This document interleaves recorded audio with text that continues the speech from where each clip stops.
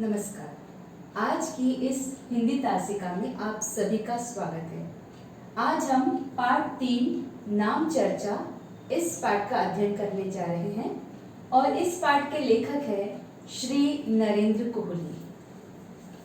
तो आइए हम इनका परिचय जान लें। नरेंद्र कोहली जी का जन्म 1940 सियालकोट पंजाब अविभाजित भारत में हुआ था।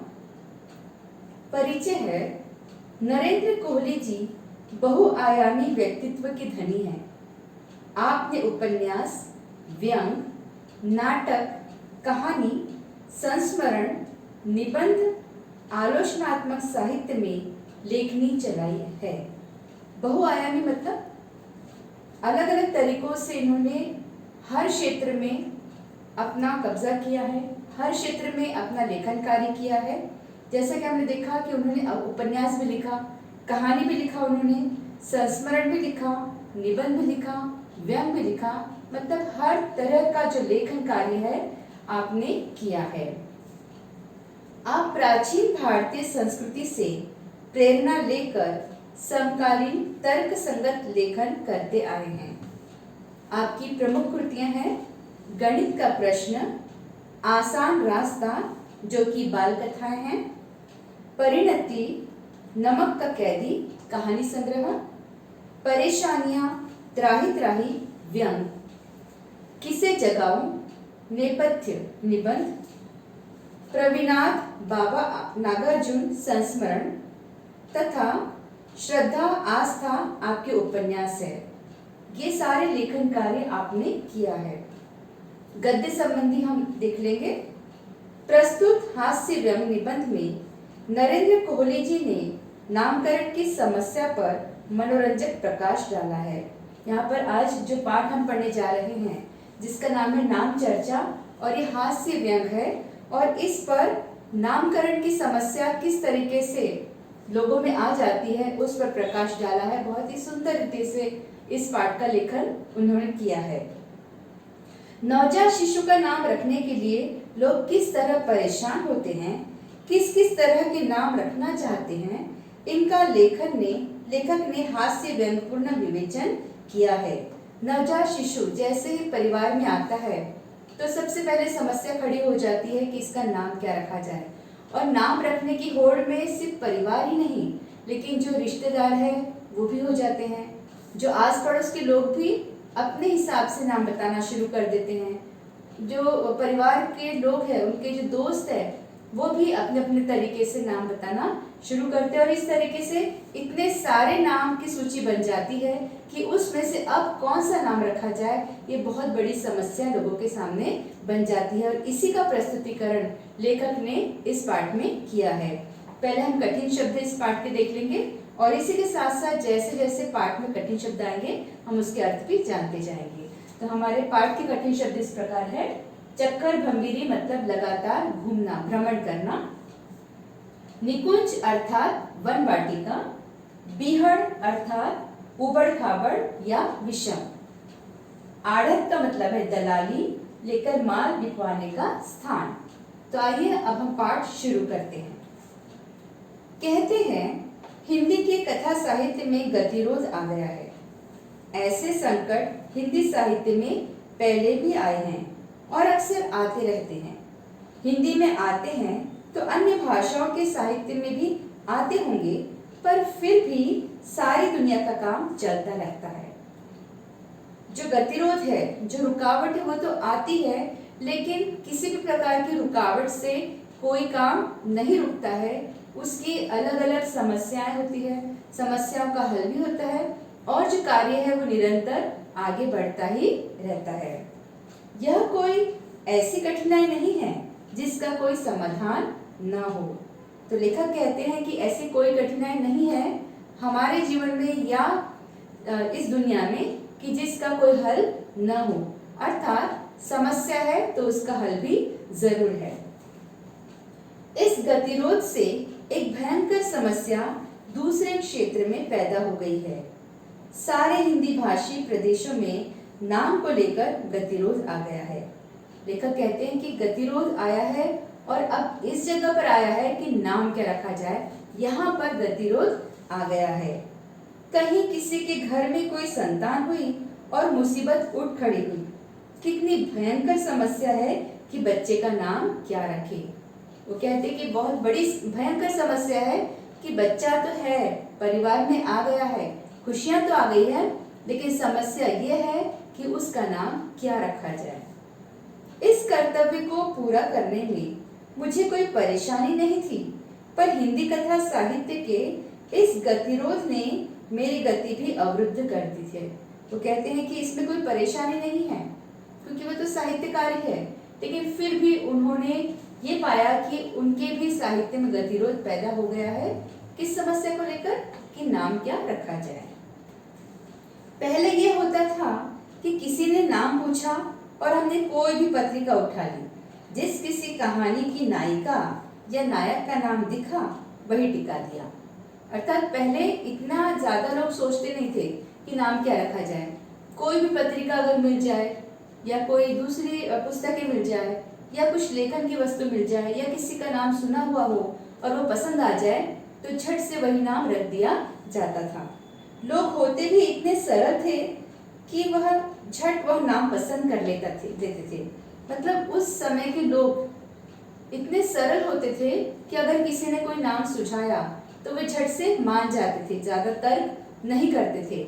या किसी पत्रिका में या कहीं सुना हुआ नाम अगर पसंद आ जाए तो सरलता के इससे क्या करते थे, वो उस नाम को उस बच्चे को रख देते थे। अब हिंदी का कथा लेखक अपनी कहानियों में नाम रखने से कतराने लगा है। 50 कहानियां पढ़ जाओ तो कहीं एकाध नाम मिलता है, नहीं तो लोग यह वह से काम चला लेते हैं। हर कहानी के नायक का नाम वह और मेरी बात मान अपनी संतान का नाम वह रखने को कोई भी तैयार नहीं है। अगर लेखक कहते हैं कि जो पत्रिकाएं हैं उसमें बहुत मुश्किल से एक आध नाम मिल जाता है, नहीं तो कहानी में ऐसे चलता है कि वह आया, उसने किया, वह आया और वह चला गया। इस तरीके से होता है। तो वह करेंगे और किसी का नाम अगर वह रख दिया तो ये तो बहुत मुश्किल की बात है। और वो कहते हैं कि कोई इसके लिए तैयार भी नहीं होगा क्योंकि यह और वह तो नाम हो ही नहीं सकता है। नाम हिंदी का कहानी लेखक नहीं रखता और परेशानी मेरे लिए खड़ी हो गई। वो कहते हैं कि जो हिंदी का लेखक है, जो पाठ लिखता है या जो रचनाएं लिखता है या जो अलग अलग लेख लिखता है, वो अपनी कहानियों में किसी का नाम लिखता ही नहीं है। और जब नाम नहीं लिखता है तो पढ़ने वाले को कोई नाम नहीं मिलता है और परेशानी आ जाती है लेखक के सामने, क्योंकि लोग आकर उनसे पूछते हैं कि बच्चे का नाम क्या रखा जाए। मेरे मस्तिष्क में एक साहित्यिक टोटका आया। मैंने सोचा कथा साहित्य में गतिरोध आने पर भी तो आखिर हिंदी कहानी पत्रिकाओं का संपादक अपना कार्य किसी प्रकार चला ही रहा है ना। कैसे चलाता है वह? थोड़ी सी छानबीन से पता चला कि कोलकाता और बनारस में बहुत दूरी नहीं है। बस कोलकाता से बांग्ला कहानियां बनारस में आ जाती है। और वो कहते हैं कि कोलकाता और बनारस में दूरी नहीं है, जो कहानियां कोलकाता में बनती है वो कहाँ आ जाती है, बनारस तक तो पहुंच ही जाती है। मैंने हजारों लाखों बांग्ला नामों को पीट पीट कर खड़ा किया और खड़ी बोली के नाम बना लिए। वो कहते हैं कि मैंने बांग्ला नामों को ही क्या कर दिया, अलग अलग तरीके से उसको थोड़ा सा तोड़ मरोड़ कर नया नाम मैंने बना दिया और बस खड़ी बोली में उसका रूपांतर मैंने कर दिया है। तो यहाँ पर कुछ कठिन शब्द आए हैं जिसे हम देख लेंगे। अवरुद्ध मतलब रुकावट।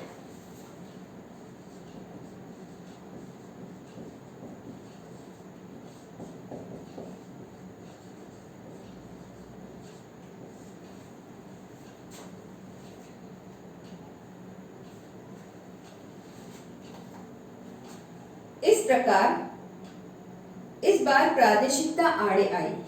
मेरे भाई बंधु मित्र तथा अधिकांश पड़ोसी पंजाबी है। दूसरे प्रदेशों के लोग मेरा पंजाबी अक्खड़पन कम ही सहते हैं, इसलिए अधिक निभती नहीं है। एक कश्मीरी मेरे पास आए। कश्मीर बहुत सुंदर प्रदेश है। फिर एक उनकी बिटिया कश्मीर के सौंदर्य से भी अधिक प्यारी थी।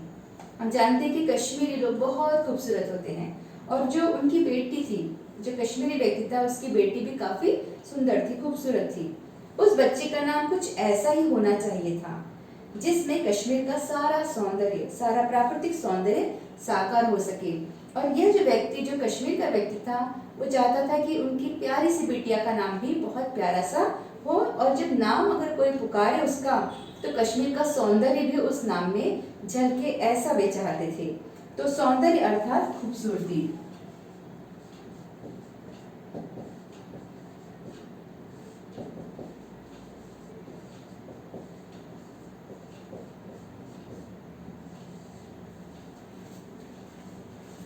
मैंने क्षमता भर परिश्रम किया, किंतु किसी भी नाम से उन्हें संतुष्ट नहीं कर पाया। और लेखक ने काफी सारे नाम सुझाए उस कश्मीरी व्यक्ति को, लेकिन उन्हें कोई पसंद ही नहीं आ रहा था। वो जो लेखक है उस कश्मीरी व्यक्ति को संतुष्ट नहीं कर पाए। अंततः उन्होंने ही कहा कि यदि मैं कोई नया नाम बता दूं, यदि कोई नया नाम नहीं दे सकता, तो उनके सोचे हुए नाम का हिंदी में कोई अच्छा सा पर्याय दे दूं, जो कि उस बच्ची का नाम रखा जा सके। और उस व्यक्ति ने फिर कहा कि मैं एक नाम बताता हूँ, उसका पर्याय आपको देना है। पर्याय मतलब विकल्प, दूसरा नाम उसका देना है।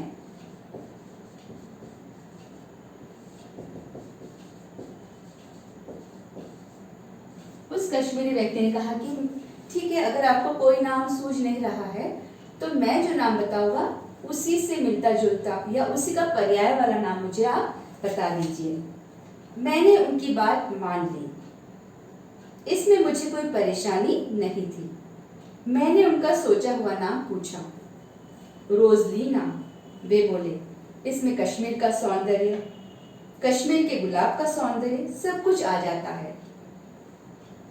उन्होंने बताया, उस कश्मीरी व्यक्ति ने बताया कि जो उनके मन में जो बात है, जो नाम है उस बिटिया के लिए रोजलीना, बहुत सुंदर सा नाम उनके दिमाग में आ रहा था। वैसे पंडित नेहरू भी कश्मीरी थे, वे अत्यंत भावुक हो उठे। रोजलीना शब्द से ही हमारी बेबी का चेहरा आंखों के सामने घिर जाता है। और जैसे ही उस कश्मीरी व्यक्ति ने रोजलीना कहा, तो वो कहते हैं कि ये नाम लेते ही उनकी प्यारी सी बच्ची का चेहरा उनकी आंखों के सामने आ जाता है। तो लेखक ने कहा, नाम तो सुंदर है, मैंने स्वीकार किया, बस कठिनाई इतनी है कि नाम अंग्रेजी में है और हमारे रिश्तेदार इसे हजम नहीं कर पा रहे हैं। आप इसका हिंदी या भारतीय पर्याय दे दे, उन्होंने कहा। और उस कश्मीरी व्यक्ति ने लेखक से कहा कि हमारे मन में जो ख्याल आ रहा है बिटिया के लिए रोजलीना, लेकिन जो उनके परिवार के लोग थे, जो उनके रिश्तेदार थे, वो सोचते थे कि ये नाम अंग्रेजी में है, रोजलीना, रोज। तो वो कहते हैं कि इसका पर्याय आप हिंदी में दे दीजिए। मैंने बहुत सोचा, शब्दकोश उलट पुलट डाले और तब खोजकर उनको रोजलीना का पर्याय दिया, गुलाबो। लेखक कहते हैं कि उन्होंने शब्दकोश, जो डिक्शनरी होती है, वो सब कुछ खोज डाला कि रोजलीना का समानार्थी शब्द क्या हो सकता है। अभी हम पर्यायवाची शब्द पढ़ रहे हैं ना, शब्दार्थ, कि जैसे इनका अर्थ क्या है। तो वैसे वो सोचने लगे कि उनसे मिलता जुलता नाम, जो रोजलीना है उससे मिलता जुलता नाम क्या हो सकता है, हिंदी में चाहिए उन्हें। तो उन्होंने क्या देखा कि गुलाबो नाम हो सकता है। काफी छानबीन करने के बाद उन्हें ये लगा कि रोजलीना का पर्याय जो है वो गुलाबो हो सकता है। उन्होंने मेरा चेहरा देखा और नाक सिकोड़कर बोले, आखिर पंजाबी हो ना। इसका मतलब उस कश्मीरी व्यक्ति को नाम पसंद नहीं आया कि गुलाबो नाम रख दिया जाए बिटिया का। मुझे तब भी लगा था कि प्रादेशिकता मेरे कर्तव्य में बाधा खड़ी कर रही है। अभी कल ही मेरे एक पंजाबी पड़ोसी आए थे। उनके घर पर परम परमेश्वर की कृपा से एक पुत्र का जन्म हो गया था। पहले कश्मीरी व्यक्ति आया, लेकिन अब है पंजाबी व्यक्ति आया और उनके घर में एक पुत्र का, एक बेटे का जन्म हुआ है। अतः वे चाहते थे कि मैं उनके सुपुत्र के लिए कोई सोना सा नाम चुन लूं। सोना सा मतलब बहुत प्यारा सा नाम मैं चुनूं, मतलब लेखक जो है उसके लिए एक अच्छा सा नाम बता दे जो कि पंजाबी बच्चा है। मैं मान गया। वैसे इतनी जल्दी मैं सामान्यतः माना नहीं करता, पर कल रात से एक बड़ा मधुर सा नाम मेरे मन में चक्कर भंवेरी काट रहा था। चक्कर भंवेरी ने हमने देखा लगातार घूम रहा था, उनके आसपास वो नाम घूम रहा था कि उस पंजाबी जो बच्चा है, वो पुत्र है, उसका नाम क्या रखा जाए। सोचा इनको वही नाम बता दूं, इनके सुपुत्र का नाम मिल जाएगा और मुझे उसकी चक्कर भंवेरी से मुक्ति। लेखक कहते कि जल्द से जल्द मैं क्या कर सकूं, उस पंजाबी व्यक्ति को वो नाम बता सकूं और मैं क्या हो जाऊं, मुक्त हो जाऊं। वो कहते हैं रात में जब उनको ख्याल आ रहा था कि मैं क्या नाम बता सकता हूँ, तो वो सोच रहे थे कि कब जल्दी सुबह होगी और मैं उसे नाम बता दूं और मैं मुक्त हो जाऊं। मैंने कहा लाला जी, इसका नाम तो आप रखे निकुंज। क्या रखे? निकुंज, मतलब वन वाटिका, निकुंज रखने के लिए कहते हैं वो। बढ़िया नाम है और सारे मोहल्ले में किसी का नाम नहीं है। आप मजाक बढ़िया करते हैं मास्टर साहब। वह दोनों हाथों से ताली पीट कर खिलखिलाए। क्या नाम चुना है, कुंभकर्ण जैसा लगता है। और उसने क्या किया, उसका व्यंग किया और वो कहता है कि अगर मैं निकुंज नाम रख दूं तो क्या करेंगे लोग, वहां पर मजाक भी उड़ाया जाएगा। मैंने कुछ नहीं कहा, चुपचाप उन्हें देखता रहा। ऐसा करो, वह बोले, कोई बढ़िया सा अंग्रेजी नाम सोचो। मैंने सोचा है वेलकम कैसे रहेगा। वे खुशी से उछल पड़े। अपने मकान का नाम भी हम इसी पुत्र के नाम पर वेलकम बिल्डिंग रखेंगे। अब उस पंजाबी को जब ये नाम पसंद नहीं आया, निकुंज नाम, तो वो कहते कि कोई अंग्रेजी नाम बता दो। तो लेखक ने कहा कि इसका नाम आप वेलकम रख दो। तो उसे बहुत पसंद आया कि ठीक है, अच्छा है, ये नाम मैं उस बच्चे का रख दूंगा। मेरी बुद्धि चक्कर खा गई। मैंने कल्पना ही नहीं की थी। वो कहते हैं कि ऐसे नाम की तो मैंने कल्पना ही नहीं की थी कि ये नाम पसंद आ जाएगा उन्हें। पिंकी शिंकी तो लोग नाम रखने लगे हैं। सुना था किसी ने अपनी बेटी का नाम ट्विंकल भी रखा है। हमारे पड़ोस में एक साहब ने अपने बेटे को प्रिंस घोषित किया है, पर वेलकम ऊंचा नाम था। पहला पुत्र है ना, मैंने पूछा। हाँ जी, पहला, एकदम पहला, वो बोले। तो ठीक है। मैं बोला इसका नाम वेलकम रखिए और दूसरे का फेयरवेल। वे एक साथ दो नाम पसंद कर चले गए और जो पंजाबी व्यक्ति था वो तो एक नाम के लिए आया था, लेकिन उसको दो नाम मिल गए और वो बहुत खुश हो गया। उसको पहला नाम मिल गया वेलकम और दूसरे का नाम मिल गया फेयरवेल। तो बच्चों, आज के पाठ में बस इतना ही। और अब हम इसके साथ साथ एक स्वाध्याय आपको दे रहे हैं। जो स्वाध्याय है स्वमत अभिव्यक्ति, ये आपको करना है। और स्वमत अभिव्यक्ति है, व्यक्ति की पहचान नाम से नहीं गुणों से होती है। इस विचार को स्पष्ट कीजिए। प्रश्न फिर से सुन लीजिए। व्यक्ति की पहचान नाम से नहीं गुणों से होती है, इस विचार को स्पष्ट कीजिए। तो बच्चों, एक बार फिर से हम एक समानार्थी शब्द देख लेंगे।